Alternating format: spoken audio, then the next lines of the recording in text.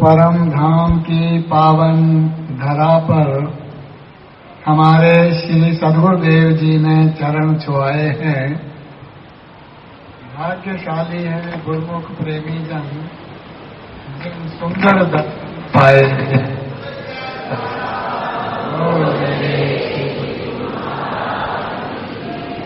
ऋतु सुहानी, दिवस सुहाना, घड़ी सुहानी आई है।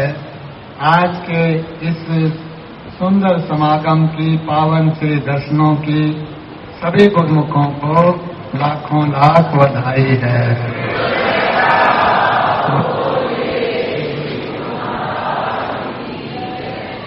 गुरुमुख प्रेमियों, हमारे सद्गुरुदाता दयाल जी महाराज जी ने आज परम धाम में कृपा करके सबको अपने पावन से दर्शनों से कृतार्थ किया है, निहाल किया है।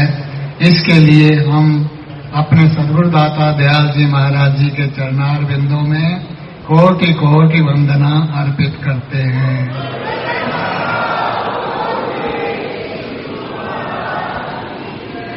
ऐसी कृपा हम पर सदा ही उतरती रहे, इसके लिए हम बारंबार श्री चरणों में प्रार्थना भी करते हैं। बोल मेरे श्री गुरु महाराज। ऐसे स्वर्णिम अवसर का जो महान लाभ है वो महापुरुषों ने अपने अपने वचन वाणियों में वर्णन किया है। रामायण में भगवान शिव जी कथन करते हैं कि गिरिजा संत समागम समन लाभ कछुआन, बिन हर कृपा न होई सो गावहीं वेद पुराण।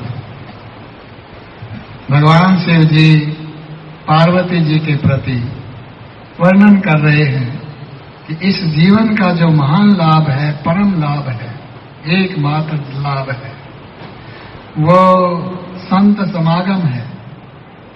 और इसका गायन सारे वेद शास्त्र भी कर रहे हैं।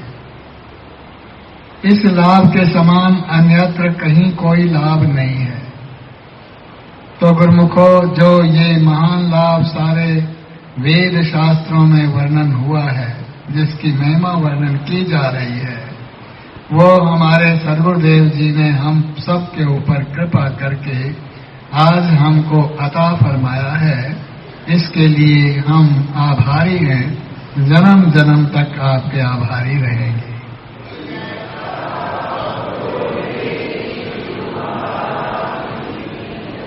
वास्तव में हमारी जीवात्मा, अंतरात्मा जन्म जन्म से आकुल है, व्याकुल है ऐसे स्वर्णिम अवसर को पाने के लिए, और उस प्रभु के चरण कमलों में प्रार्थना करती आई है कि मुझे कब ऐसा स्वर्णिम अवसर मिलेगा, मानुष जन्म, और उसमें भी ये संत समागम। तो अब उस परमात्मा की बहुत बड़ी कृपा हुई कि हमको ऐसा अवसर मिल गया। अब ऐसे स्वर्णिम अवसर को पाकर संत सद्गुरु महापुरुष कृपा करके हमें इस अवसर से कैसे लाभ उठाना चाहिए, वो भी अपने पावन वचन उपदेशों में हमारा मार्गदर्शन करते हैं कि जिस प्रकार मनुष्य को ये नर तन उस परमात्मा ने प्रदान किया, इसको पा करके जो असली कार्य है करने का, वो गुरुमुखों केवल महापुरुषों की गुरु भक्ति है। गुरु भक्ति ही हमारे जीवन का लक्ष्य भी है, और इस उद्देश्य की पूर्ति के लिए जो साधन किए जाते हैं वो भी हमारे लिए महान कल्याणकारी है। इसीलिए वाणियों में वर्णन हुआ है कि कबीर गुरु की भक्ति कर, तज विषया रस चौज, बारंबार न पावसे मानुष जन्म की मौत। परम संत श्री कबीर साहब जी इस अवसर को गनीमत बता रहे हैं कि ये उस परमात्मा की बहुत बड़ी कृपा है, बख्शिश है कि इसको पा करके अब क्या करना चाहिए कि गुरु भक्ति कर, और तज विषया रस चौज, कि संसार के जो सुख भोग हैं वो वास्तव में उनका परिणाम दुखदायी है, ऊपर से लगते हैं सुखदायी, लेकिन उनमें सुख शांति नहीं है। यदि सुख शांति है तो वो महापुरुषों की भक्ति में है, सदगुरु की भक्ति में है।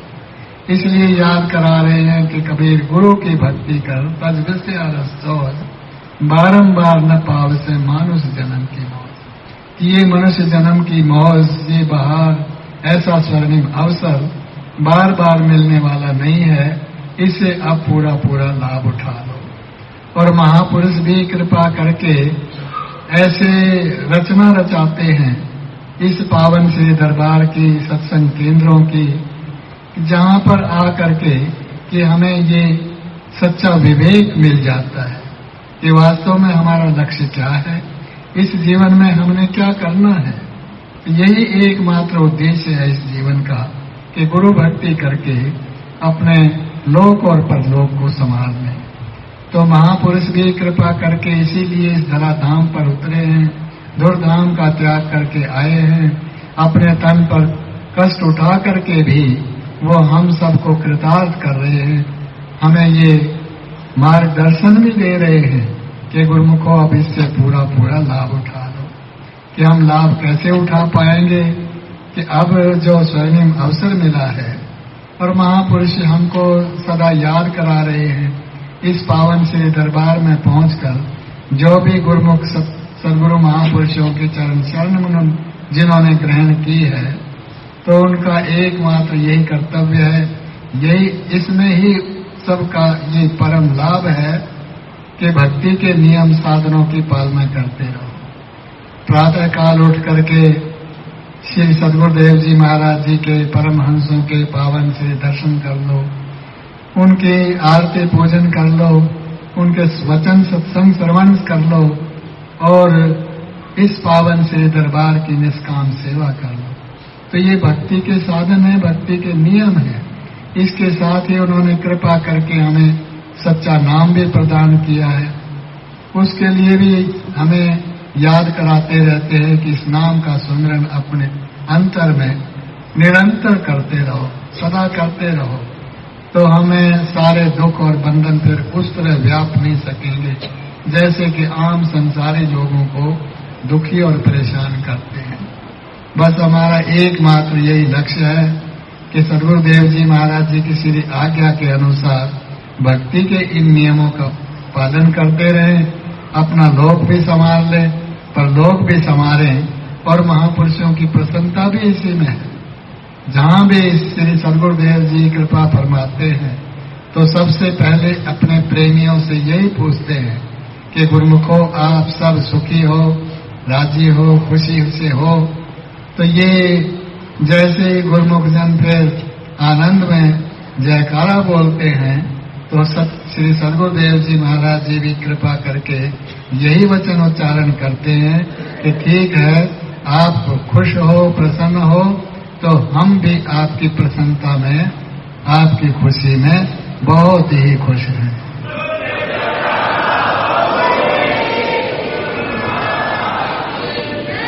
तो ऐसे हितकारी महापुरुष और कहीं संसार में नहीं मिलेंगे। हम पर ये बहुत बड़ी कृपा हुई है, बख्शिश हुई है कि हमको सदगुरुदेव जी मिले, उनसे सच्चा नाम मिला, ये भक्ति के साधन मिले, ये नियम मिले, ये पावन श्री दरबार की शरणागति मिली, ये सत्संगति मिली। तो ये बहुत बड़ी कृपा बख्शिश है। इससे हम पूरा पूरा लाभ उठाएं, भक्ति के नियमों का पालन करते हुए अपना लोक भी संभाल लें और परलोक भी संभाल लें। बोलो जयकारा, बोल मेरे श्री गुरु महाराज की जय। सौभाग्यशाली गुरुमुखों, परम धाम ग्वालियर में शुभ श्री आगमन की आप सभी गुरुमुखों को बहुत बहुत बधाई हो।